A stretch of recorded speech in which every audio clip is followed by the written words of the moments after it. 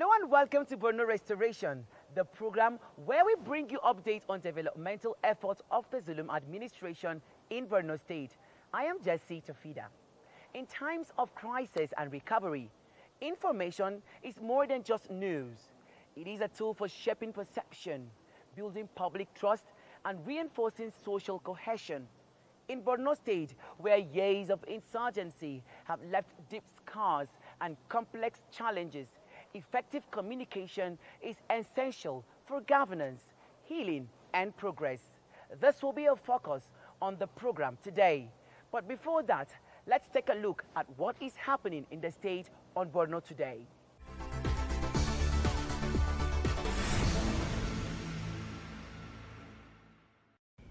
For over a decade, Borno State education system was under attack. According to the State Universal Basic Education, a total of 500 public schools were attacked and destroyed in the last 12 years. But the Zulum administration came in with a 10-packed development agenda, which revamping the education sector is part of it. Now in the second year of his second term, education remains a top priority, with 21 new projects completed across 23 local government areas. They include construction of 6 new mega schools, equipping of schools with ICT facilities, spent about 11 billion naira scholarship to over 32,000 students, and construction of housing estate for teachers. Our administration has placed a strong emphasis on technical and vocational education and training TVC to address the challenges posed by the large number of out-of-school youths who have exceeded the conventional school age. To bridge the gap between our educational system and the labor market, ensuring our workforce is aligned with both local and international economic needs. Determined to ensure that every child in Borno State, regardless of their educational background, has access to opportunities that equip them for a brighter future. It's not just about infrastructure. The government is also focused on the welfare of those who shape the young minds.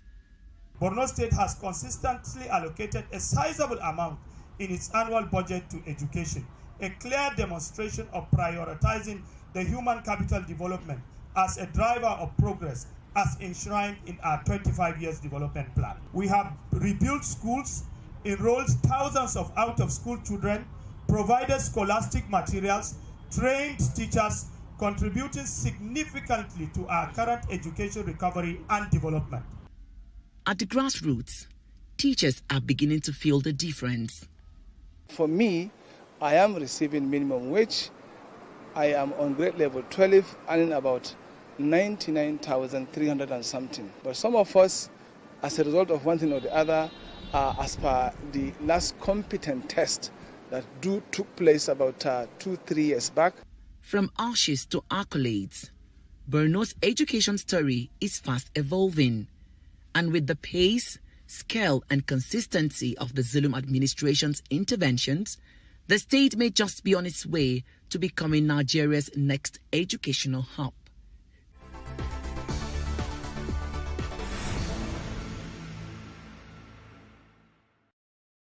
This is the new phase of Maiduguri. A city once defined by conflict is now turning heads and turning a new page. Streets that were once dusty and deserted are now bustling with movement, development, and hope.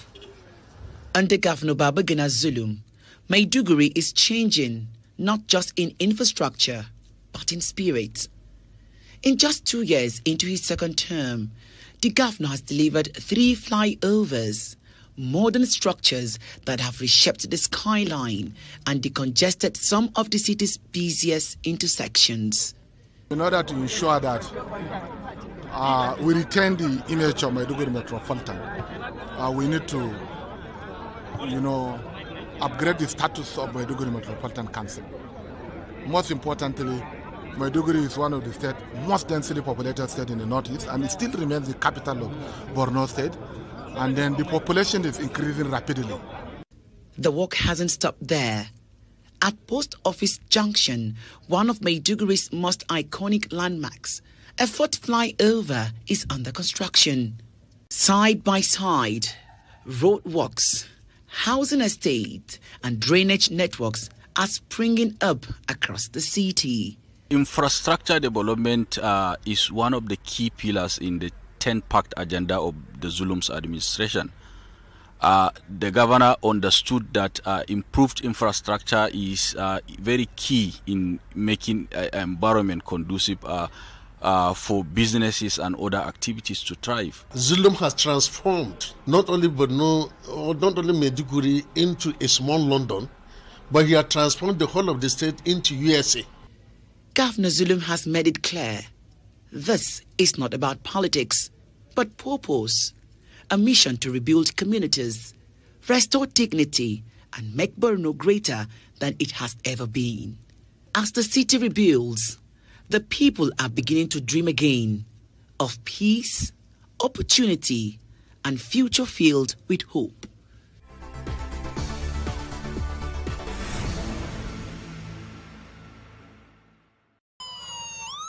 We are in Kalerizanari, one of Maiduguri's most densely populated communities. Today, Governor Babagana Zulum is here to flag off a brand new general and orthopedic hospital, a critical step towards improving access to healthcare in this bustling part of the state. It's a bold move aimed at cutting down maternal and infant deaths and ensuring timely medical care when it matters most. According to the governor, the new hospital will offer comprehensive services from maternal care and child immunization to pediatric treatment, helping to ease the burden on families who often travel long distances for basic health care. Hospital in Maiduguri. Maiduguri has a population of about 3 million with no orthopedic hospital on ground. So we are planning up the construction, and we also plan up construction of another general hospital at the outskirts of Maiduguri, which is also very, very important. All these things, these projects are geared towards improving the standard of living of the people of Borno State. So on this note, I want to commend the people of Borno State. I want to commend the federal government. Before the expiration of the tenure, people will witness many more projects, inshallah. From healthcare to humanity, the governor's next stop was the Maximum Security Custodial Center in Maiduguri. There he granted a presidential-style pardon to 66 inmates, a gesture of hope and second chances. That was not all. The remaining inmates also received food items and cash support, a message, he says, of inclusiveness and compassion on Democracy Day. And then, it was back to infrastructure. Governor Zulum officially commissioned 6 new roads projects stretching across strategic parts of the state. He says this is just the beginning, promising more life-changing projects before his tenure winds down. From health and justice to road and reform, Democracy Day in Borno came with a message: development, inclusion, and a government determined to leave no one behind.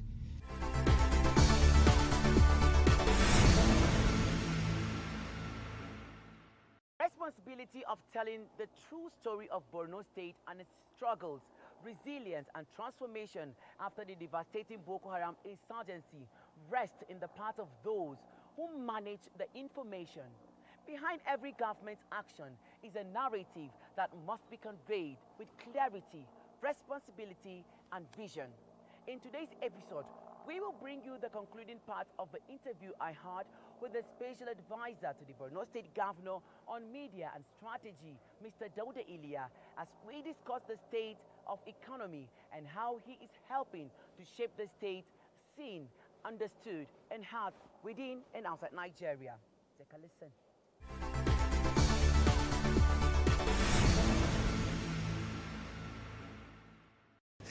Now, the education sector in Borno has been devastated by over a decade-long insurgency, thereby forcing thousands of children to be out of school. But this administration came in with a 10-pact development agenda, which revamping the education sector is part of it. We see mega schools, training of teachers. Talk to us about that. Yes, like you said, the education, aside from security, is also a priority of Zulum's administration because, the ideology of the insurgency is Western education is forbidden. So he took this upon himself to ensure that he provides access to education, not only in Maiduguri, but in all resettled local government areas. Hardly will you go to any community that have been resettled without getting a school there. So this to ensure that access enrollment is increased, not only enrollment, retention of pupils also witnessed in some of these communities. So I don't have the exact figure of schools, mega schools constructed, but I know that many schools have been constructed from primary, secondary, and also you've seen the first lift and what is ongoing in the Borno State University and other tertiary institutions across the state. So this has also aided in ensuring that the number of out-of-school children is drastically reduced. The last count, the Commissioner of Education mentioned that about 700,000 out-of-school children, this is the figure now the state is having from, I think, over 1 million.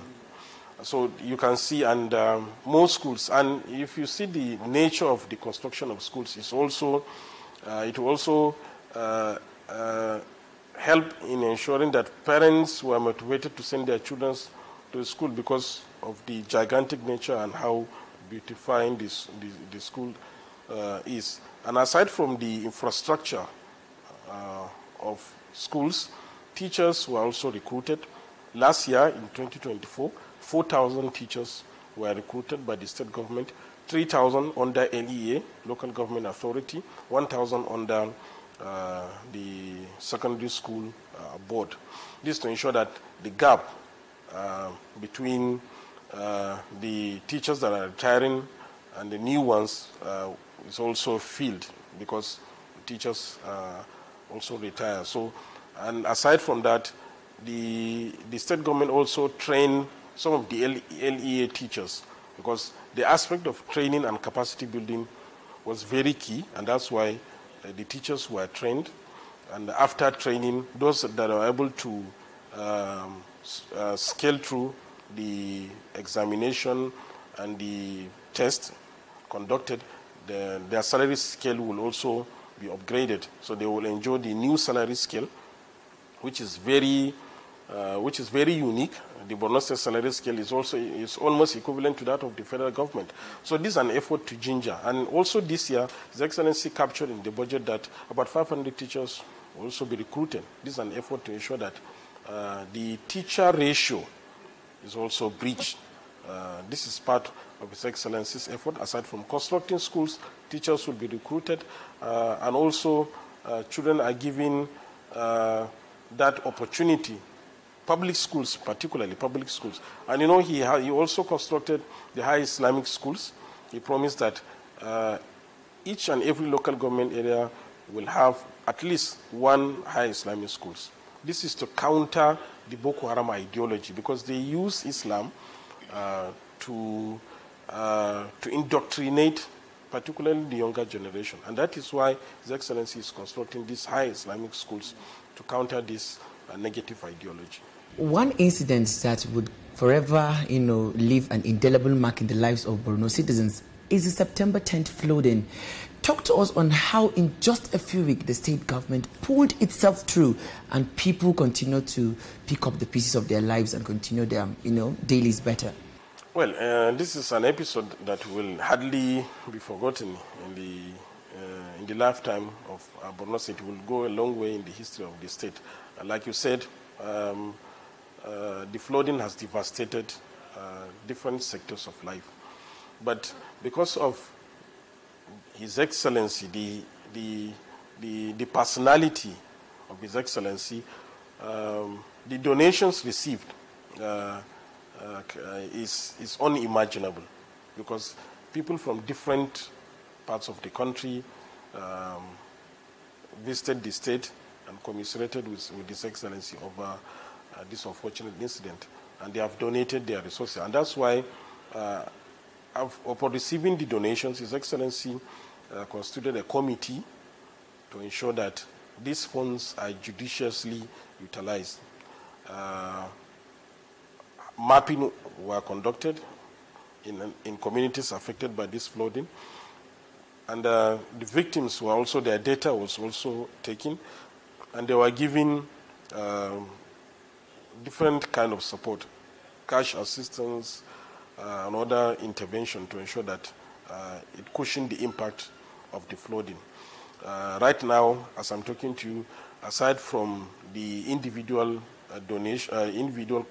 assistance that the state government also provided, the infrastructural aspect of it is also, because the committee submitted its report, and I think over 5 billion naira remain in the coffers or the account of the committee. So His Excellency directed that they should continue to reconstruct some of the roads devastated by the flooding. What we are still battling with is the aspect of water supply, because the flooding affected the major water network in Maiduguri, which is called the Mother Cat. So it has disrupted water supply in the state.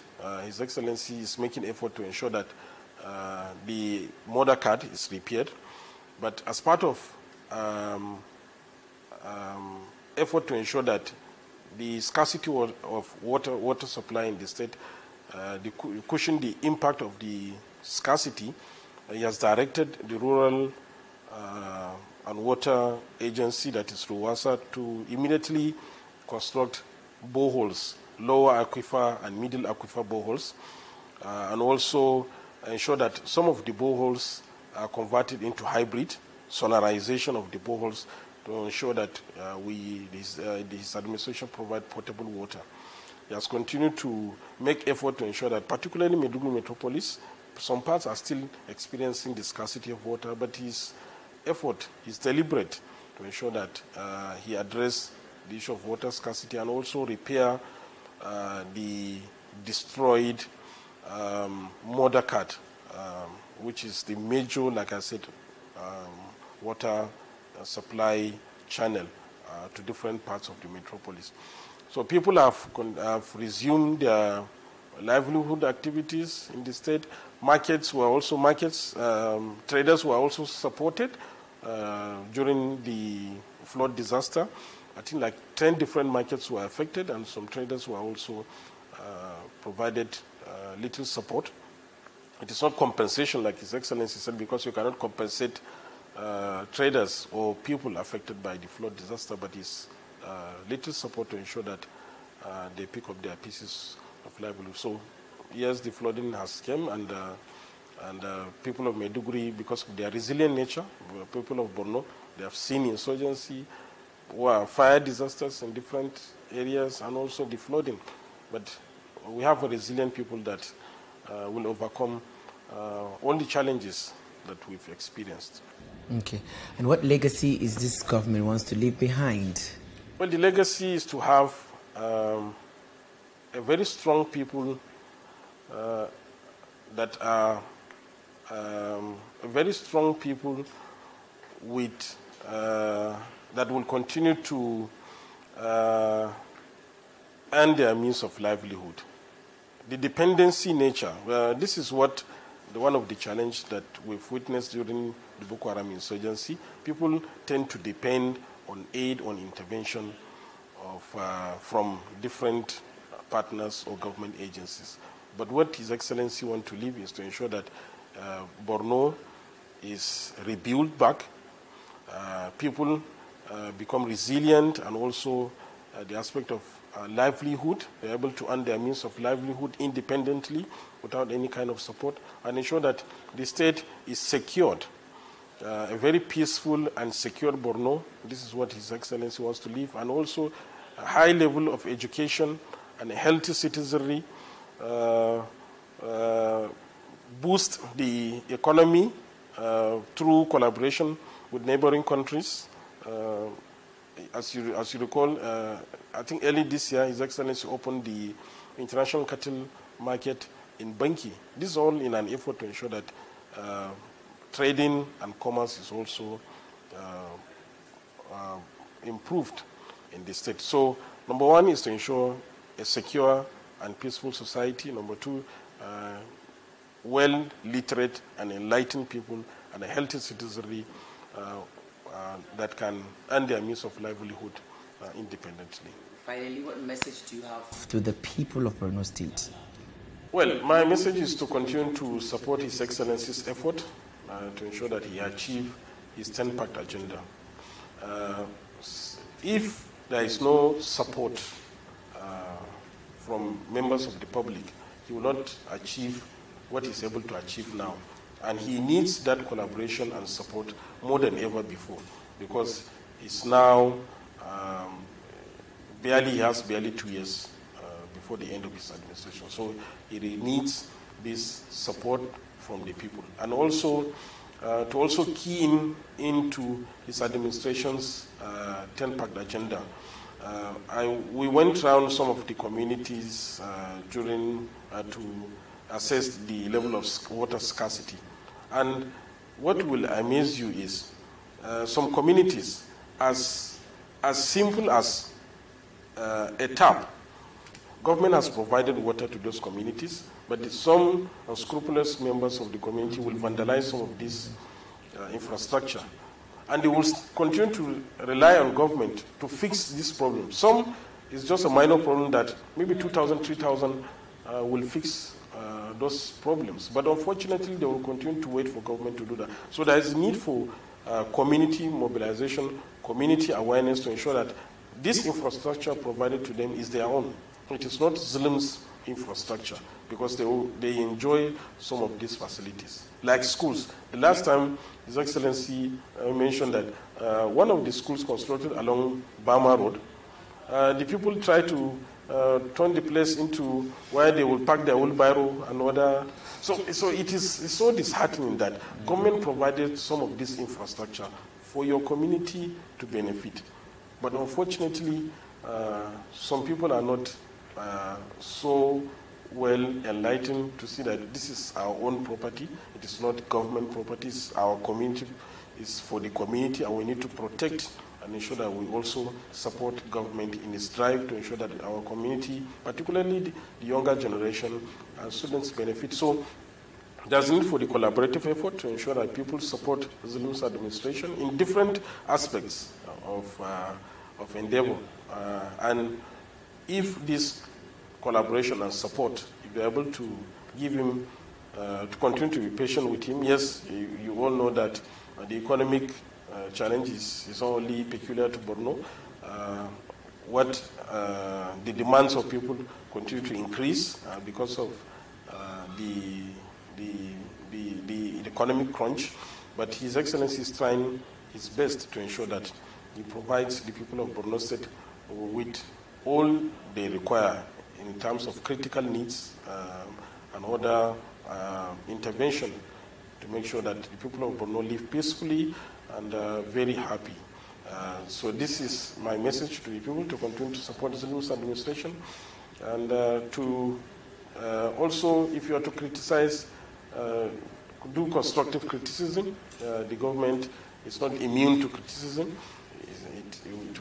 Those will continue to be wide open to accept all those criticisms, but in a very constructive manner, so that we move our dear state that is recovering from more than 15 years of Boko Haram insurgency. Thank you.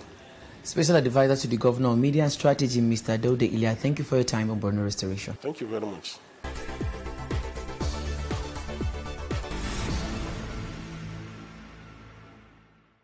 And that's the much we can take on this episode of Borno Restoration. Many thanks for watching. Next week, it will be fresh episode. I am Jessie Tafida. See you next time. Goodbye.